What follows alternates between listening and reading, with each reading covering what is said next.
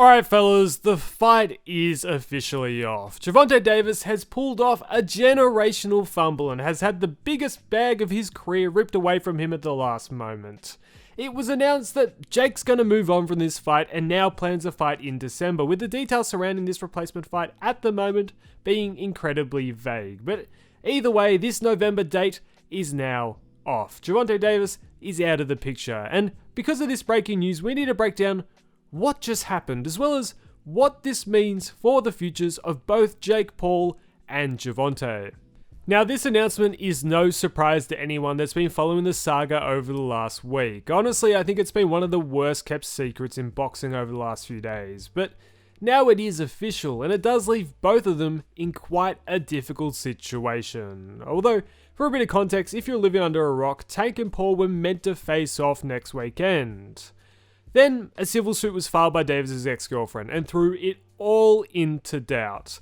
This civil suit included accusations of aggravated battery, false imprisonment, kidnapping, and intentional infliction of emotional distress. Although there were no official criminal charges, at least while I'm recording this, none of this was great news to the promotion, and especially seeing Netflix was involved, they were going to be a lot more strict. They're not going to let anything slide which has the potential to really hurt their brand. So after these accusations hit the media, it was only a matter of time until the event imploded. And I think over the last few days, MVP, the promotional company in charge, has been trying to figure out, can they roll the dice with Tank or should they go out and find somebody new? And obviously the conclusion they came to is they can't risk the PR nightmare. Now, MVP has been leading the way in women's boxing lately. They've signed the biggest stars and have put on the biggest events in the women's game. So having a bloke who has allegations of kidnapping and aggravated battery against his ex-girlfriend being the face of your flagship card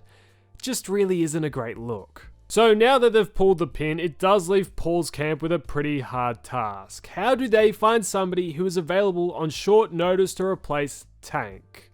The reason they went with him originally is simple. He's one of the biggest draw cards within the sport as a whole. They couldn't get Canelo or AJ, so the common sense next move is to go for Tank Davis. And for Paul, that's probably a genuinely more appealing fight compared to the other two, because he might vaguely stand a chance at not getting knocked out by Tank. And the only way to appeal to Netflix is to have a mega fight to offer them. And that's exactly why we didn't see him face Chavez Jr. on Netflix, because it just wasn't big enough to make their platform. So as the Paul camp plans to move forward with his next fight being on Netflix, they have to find somebody of similar stardom to be his dance partner. Now, do I think they'll be able to find that person on this shorter notice? Well, potentially not. They've pushed the card back to December to give them more time, but really there's only a handful of names which would garner the same interest from the public that a Tank or a Tyson would.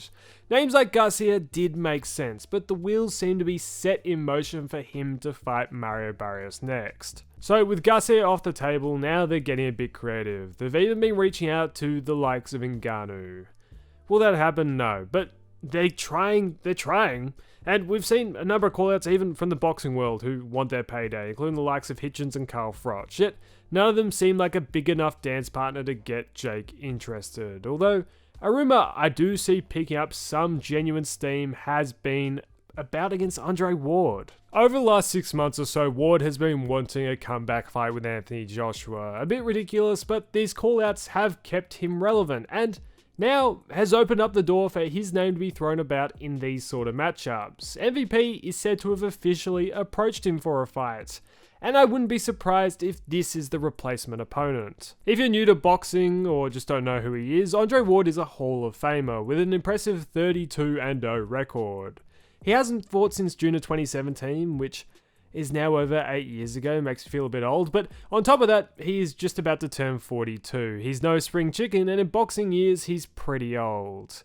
His debut was now over a couple decades ago, yet if Jake were to fight him, he would be by far the best competition Jake has ever faced. And it makes promotional sense too. Ward is a big enough name, it can be promoted as Jake taking on an undefeated boxing legend, and it probably wouldn't cost too much to get him back in the ring. Although, it would be very unlikely for Jake to win. Just going the rounds with Ward would be a moral victory, which he would use as steam to go into his next bout. And with Ward coming off an almost decade layoff, Paul very much could go on the jog and last all the rounds. But either way, Paul's camp is currently searching as we speak to find a replacement opponent. And when that news breaks, I'll be sure to have you covered.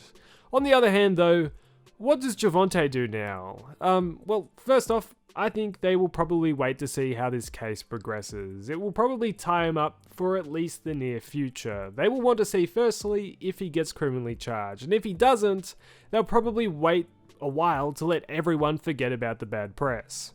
Although with Pitbull Roach coming up in about a month's time, it would make sense for him to wait for that fight to happen and then potentially fight the winner. I reckon that is what Gervonta needs. He needs a decent rebound fight, and he probably won't fight the absolute elite of the division, so may as well go for a rematch against Pitbull or Roach. In saying that though, he hasn't been keen on a rematch in the past, so if he's smart, he would take the winner, but with Tank at this point, I really don't expect much. I think he would lose even more respect if once again he dug up another fighter from 130, or fought someone from the dregs of the lightweight division, but that's the precedent he's set, so do I expect any better?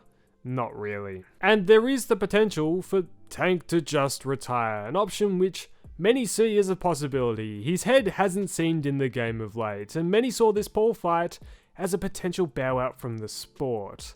Although with that payday now removed, it might force him to stick around a while longer. I don't think this will be the last we see of him, but at the same time, weirder things have happened. Overall though, I just look at this situation as a complete disaster. We're talking about a generational payday Tank has let slip away. The accusations in the civil suit allegedly occurred in September, which puzzles me. If he was smart enough, he would have locked himself away from all distraction just for the last few months to secure the payday. Lock yourself in the gym and don't get caught up in the drama. But like it has his whole career, drama seems to follow him, and now an event which would have been easily the biggest of his career has met the chopping block. Although, as always, I now want to hear your thoughts. What are your thoughts about the cancellation? As well, what do you see next for both Paul and Gervonta? Let me know all your thoughts in the comments down below. I love reading every single one of them. I love to hear your theories and thoughts, so let me know. If you did enjoy the video also, please make sure to like and subscribe. It really does a ton to help the channel. Yet, thanks for watching fellas, and I'll catch you in the next one.